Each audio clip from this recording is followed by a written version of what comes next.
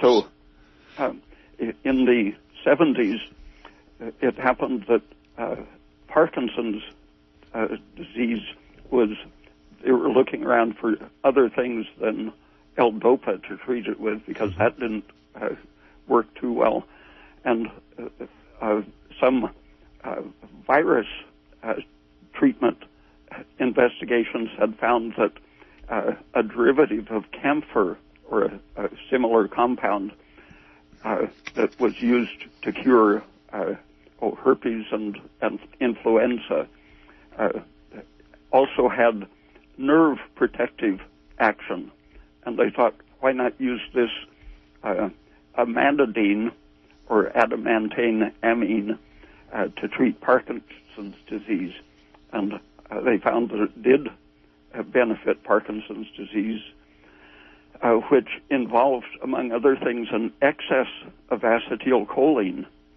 Okay. And this amantadine was known right from the time of the virus studies. It was known to be an anticholinergic drug, and it was recognized as an anticholinergic when it was being used to improve Parkinson's patients.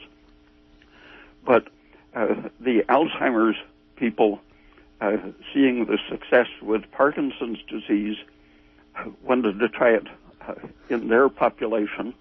But since they were already treating with something that increased the cholinergic acetylcholine, they couldn't very well switch right over to something absolutely opposite to inhibit the cholinergic system.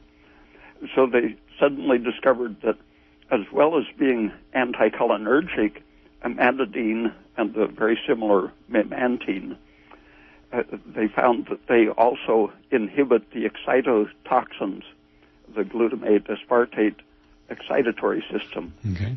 So suddenly this anticholinergic drug became an anti-excitatory drug and was fit to be used in Alzheimer's patients in combination with tacrine or the galantamine or other drugs to poison the enzyme which this new drug was activating.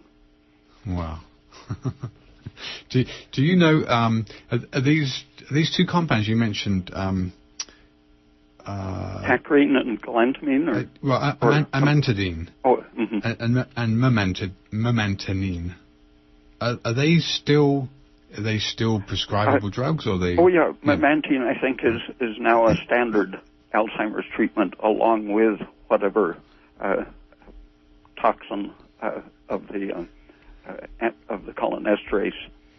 Okay, inhibiting. So this was because I was always, in terms of my physiology, studying herbal medicine, I was always taught that acetylcholine was a very important neurotransmitter, and it was mopped up in a synaptic cleft by acetylcholine esterase, and that prevented any overstimulation firing. So for what you were just discussing right now, we're talking about a kind of excess situation where there's an excess.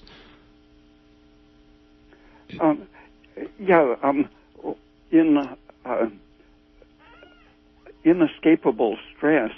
Right. There you go. The stress hormones, rather than pushing higher and higher on the cortisol and adrenaline direction to excite things, run the heart at a faster rate, the body shifts when it sees futility, inability to escape. It can simply switch gears and turn off that system and turn on the acetylcholine cholinergic system. And the confinement, inescapable stress, which is the extreme of isolation, the extreme opposite from enriched environment, this turns on the cholinergic dominant system, which lowers blood sugar, and in consequence, lowering the blood sugar activates histamine release. Some of the acetylcholine nerves, such as the vagus nerve, amplify their influence by releasing histamine, which it's very similar in its effects to acetylcholine. So you can think of this kind of inescapable stress as turning on the histamine type of cholinergic reaction. So this is really a kind of death situation. This would be going towards death and away from life. Yeah. Biologically. In the learned helplessness experiments of the 60s, Martin Seligman is the person who made that famous. He's now doing military research. Whoops. But, Okay. He found that if you almost drowned a rat but saved it, even the rats that saw it being saved would swim on for days before they drowned. And if you put the saved rat back in, the experience of being saved would cause it to swim much longer than the average rat, which might give up after a day. That sounds like the seed of hope to me.